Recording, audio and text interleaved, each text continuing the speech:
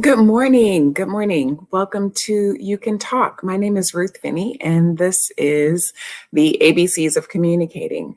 I know I don't normally come live on Thursdays, but I am here because I wanted to finish up this ABC series this week. So I'll be going live today during doing the letter Y, and the discussion topic for today is yielding, and then tomorrow I'll do Z, and then we'll be starting with the new series next week.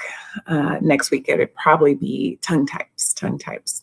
So welcome. I appreciate you all being here, and so let's get started. So we're going to talk about yielding this morning. That's our topic of communication.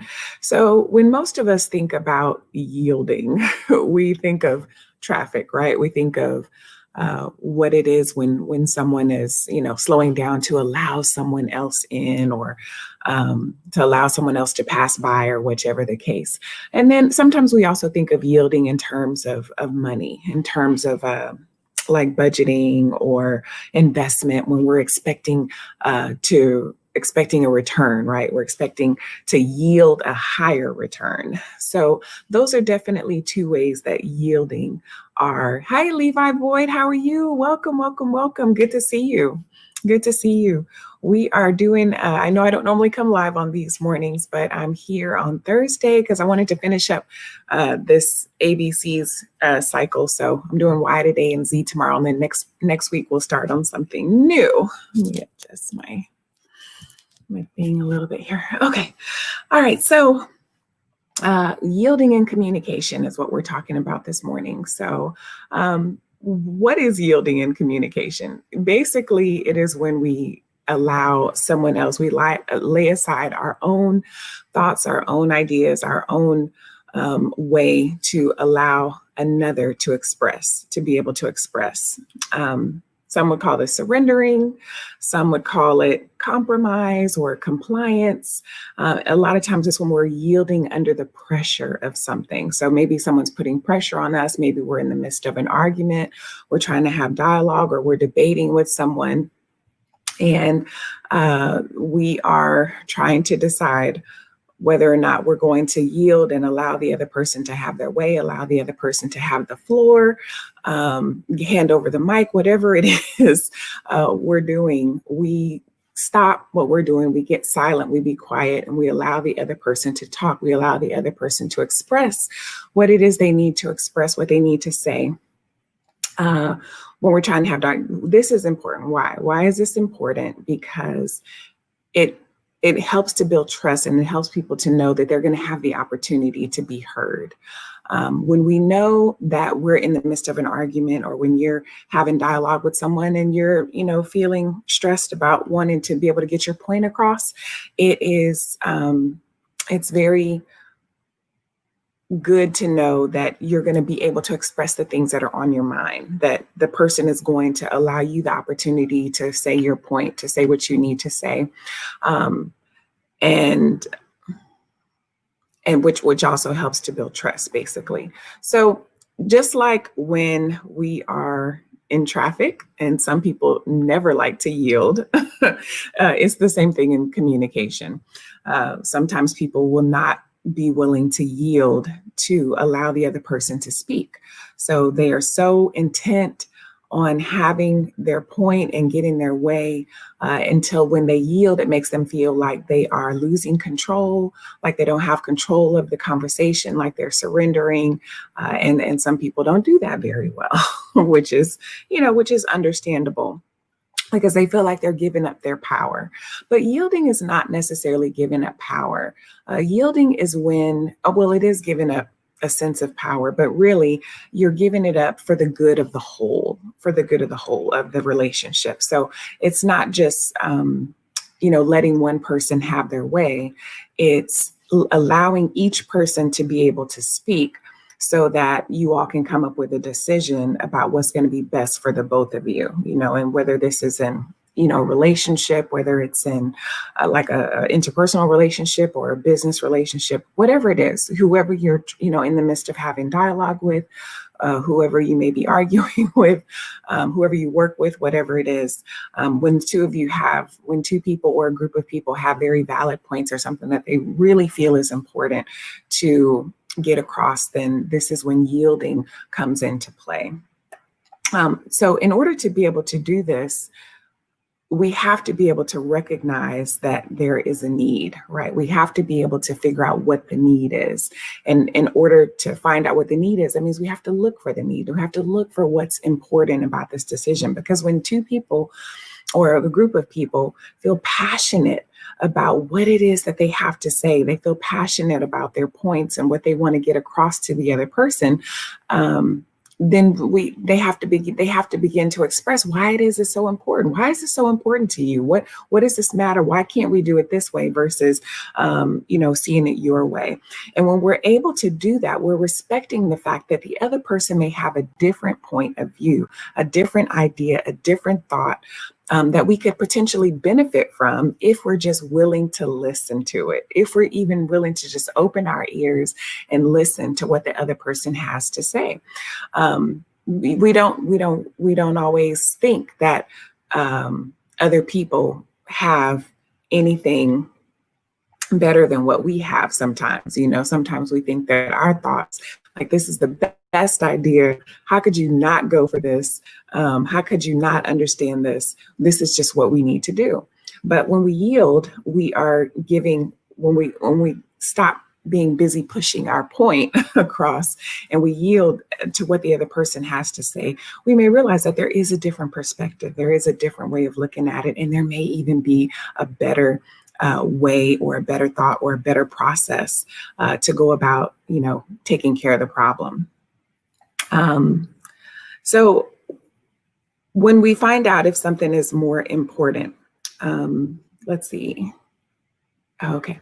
When we find out that something may be more important, and we develop a sense of, oh, okay, I understand now. We may be able to see some things that we weren't able to see before. We may be able to look at things from a different perspective. Like, let's say, for instance, with this coronavirus, right? This coronavirus is going on from a business perspective.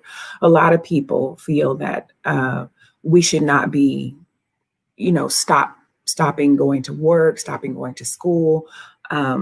And the argument is that we need to just, be as normal as possible, get back to life as normal as possible.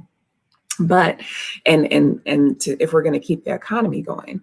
But another person who has like an immunocompromised illness, or they have aging parents that live with them, or they have a sick child, may realize that they're at higher risk for catching this virus and potentially dying. So now companies have a different perspective. So if the company wants to maintain a sense of profit, if they want to maintain a workforce, if they want to maintain, being able to make money, then they have to be willing to compromise and say, okay, yes, we still need you to work, but we'll allow you to work from home.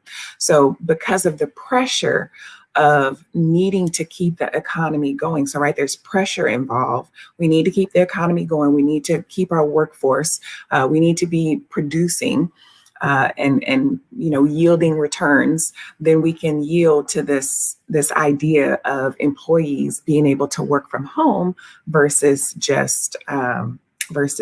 everyone just coming into the office and potentially putting people at risk and potentially losing our workforce. So, that's just a good way to see how businesses yield and how schools yield, right? So we don't want our kids going to school. Maybe people don't want their kids going to school because there's a higher risk of germs. Kids don't do very well social distancing. And so for those who have chosen to keep their kids at home, they have that opportunity. So that's just one way that yielding, one example of yielding. So if we want to incorporate yielding into our relationship, we have to practice looking for the other person's point of view to ensure that we're focusing on the need and not just the want. We can get so wrapped up in wanting to make sure that our need is met, that what we want is what happens, that we are unwilling to release control and listen to the other person's ideas. And this is dangerous because when we think that our solution is the best, we don't give opportunity to realize that the other person may also have an idea that's great that we just didn't even think about, a potentially better idea, potentially better solution. We've often heard progressives say, right, leaders, that if you want to be successful in life, you need to not be the smartest person in the room. Good morning, the positive pusher. Good seeing you. Welcome, welcome, welcome. I'm here on a Thursday because I need to finish up this series. So I'm doing Y today and Z tomorrow. So that's why I'm here this morning. So I appreciate you being here. Good seeing you. Welcome. And we're discussing yielding this morning, when we learn to yield to people, to another. So good leaders keep people around them who are smarter than them, who are more experienced than them, who have different skill sets and abilities than them.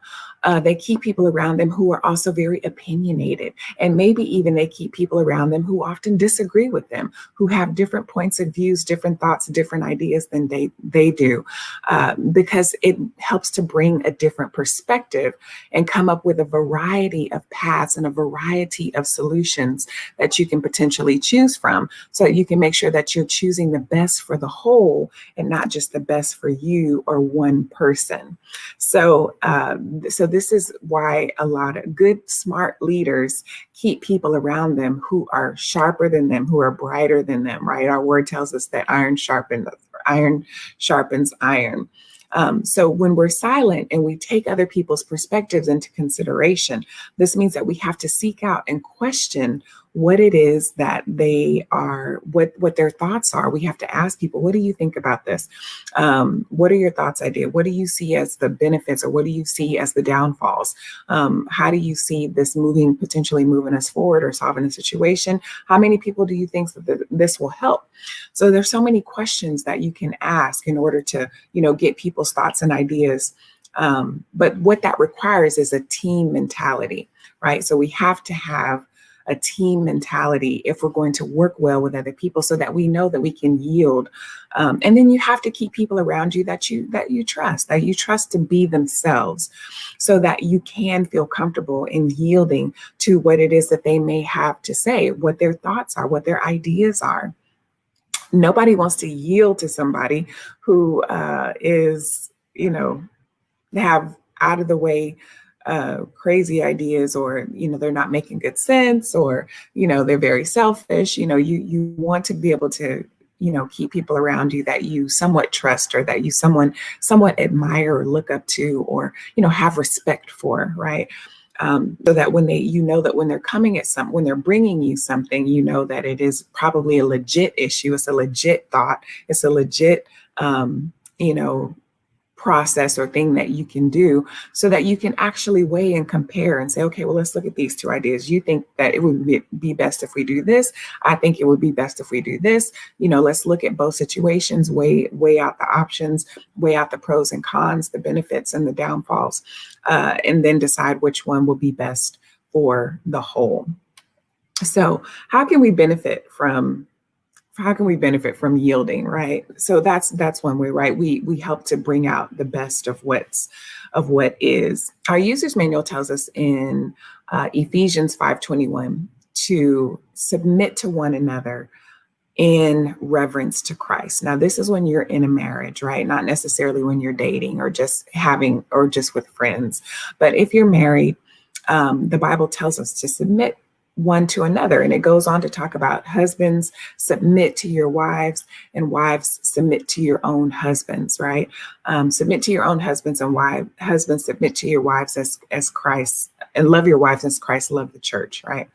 So the word is literally telling us that we are to yield to one another. So it's not, marriage and relationships are not this sort of dictatorship type of relationship. It's supposed to be where two people can come together, bring their ideas. The husband is the head, he is the lead, but that doesn't mean that his word is the only word that should ever be considered. So definitely, he's saying yield to your wives, submit to your wives, and wives submit to your husbands. And when both people bring that mindset to the relationship that we're submitting to each other, meaning we're looking out for the best interests of the other person and not just my own interests, you bring a different level of trust and love to the relationship, because I know that my husband is looking out for me, and my husband knows that I'm looking out for him, and that I'm not going to be pushing my agenda, and he's not, and I don't have to worry about him just pushing his agenda so that the marriage is the way that he wants it to be, or the marriage is just the way that I want it to be, right? So we both have to be willing to yield to the other person's thoughts or things that they are passionate about. A lot of times husbands, the biggest thing for husbands is that they have respect, right? Is that they maintain a sense of respect with their wives. And usually, typically, the biggest things with wives is that their husbands love on them. But it can be difficult if you never take into consideration the things that your husband wants. Like, say he likes for things to be a certain way or whatever, and he sees it as a sense of disrespect, versus the wife who wants more love, and the husband doesn't, love on the wife, that she sees it as a sense of disrespect as well. Like, you don't love me enough. You don't show me enough kindness or show me enough love or attention or whatever. But when we yield to the fact that maybe this is not my love language, right? Maybe my love language is not to, do these things. But when we yield, when we love our spouses, we yield to the fact that this is their love language. Therefore, I can do what they would like because this is their love language. This is what allows them to know that they are loved, right? When the wife yields to the husband by doing the things that he thinks are respectful, and when the husband yields to the wife by loving on her and showing her affection the way that she desires, or the way that she likes to be loved on, right? Even though it may not be the husband's primary love language, or, doing things around the house may not be the wife's primary love language, or doing something that he wants to do, enjoys doing, may not be her primary love language. But because you love each other, and because you're yielding to each other, you're submitting to each other, you do these things so that you can maintain a sense of love and respect in the relationship. I hope that makes sense. I hope I didn't make that too long. So that's one way that we can benefit from. That's one way that we can benefit from learning how to yield to each other when we do the things that the other person desires, because it makes them feel loved, right? And so let's look at some other examples of this. Hold on just one second.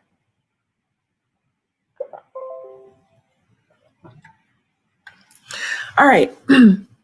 Another example of this is, let's say we're in a relationship and one person has an opportunity. Let's say an opportunity has come to the relationship or to the marriage, whatever.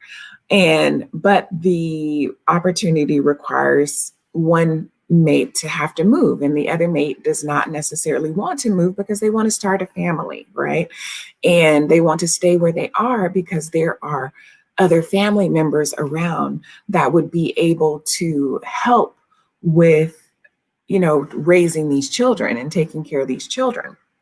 Now, one person can push the agenda that, well, we just need to move, and the other person can push the agenda, well, no, we just need to stay where we are. That's something that can be. So now we have pressure, right? There's pressure on the marriage. So who's going to yield? So once each person talks to each other, they may find that they may be able to discuss, well, if we move, my income will be this much higher, and maybe the other mate might be able to stay home and take care of the children, so they wouldn't necessarily have to need a daycare or need a babysitter, right? So these are different things that each person may be able to argue, and then they can decide, well, are we going to yield? One mate can decide, are we going to yield to taking the opportunity and one mate being able to stay home to take care of the kids, or is the other mate going to yield and stay where they are, not take the opportunity so that they can raise the children around other family members, right? So these are the types of decisions that couples have to decide when they're trying to figure out who's going to yield to who when an opportunity or when a decision is made. Another type of example, let's think about another type of example, maybe when it comes to money, right? So let's say there is a situation where money has come to the relationship, either through whatever way. Let's just say that there's a lump sum of money that comes to the marriage, and one person wants to put the money towards the child's college and help them go to college, and the other wants to put the money towards retirement, right? They want to put it in their retirement fund. Both situations are needed, right? Both, one going to college and planning for retirement are both things that are important issues, but yet we have this lump of money, and we have to try to decide what we're going to do with it. So one person will begin to express, well, if we pay for our child's college, they'll be able to not be in debt. They won't be in our pockets all the time because they'll have their college education and they'll be able to work and take care of themselves, and we won't have to worry about having to provide for them as they move into adulthood. Versus the other may say, well, we need to put this money into our retirement because we don't know what's going to happen. Good morning, Jazzy TV. How are you? We don't know what's going to happen. And so so I think we should put the money into our retirement. We need to make sure that we're going to be able to retire. We don't know if we get sick, if one of us gets sick early and something happens to us, then we need to make sure that we have money to be able to retire.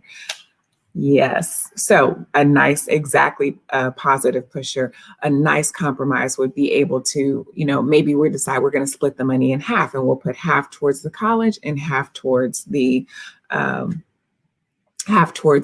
retirement. So these are both things that help people decide, okay, what are we going to yield to? Is it more important for us to do this, or is it more important for us to do that? Or we can come up with a compromise where we put half here and another half there. So these are things that we do that requires yielding in relationships. How are you, Jazzy? Good to see you this morning.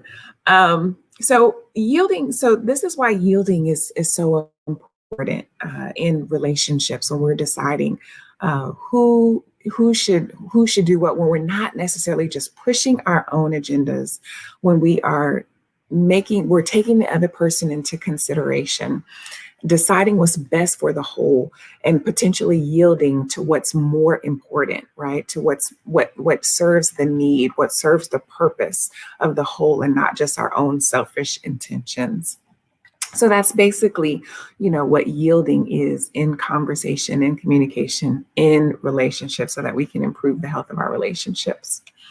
All right. So any thoughts, or I know it's early in the morning, so if you all have any thoughts or ideas or questions about yielding, or situations where yielding may be difficult, you can put it in the chat. If not, that was pretty much all I had this morning. So I just wanted to share that with you all. Tomorrow we'll be doing the letter Z.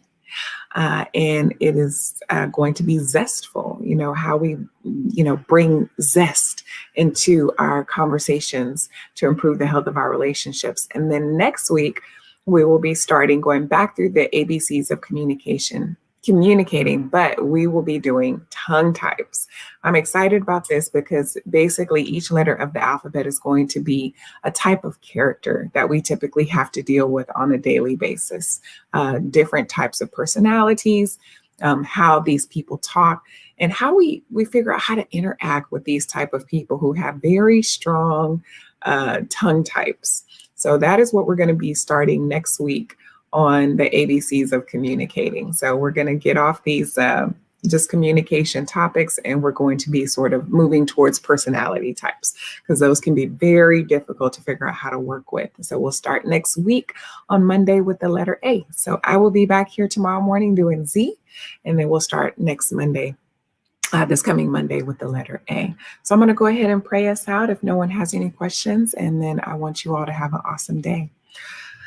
Father, we thank you so much for your grace. We thank you for loving on us. We thank you for all that you do for us each and every day, for not always not yielding to the things that we want. Father, you show us all the time that we are to do what's best for the whole. So help us to know when to yield. Help us to be wise. Give us the discernment of knowing when it's good to yield and when we shouldn't yield.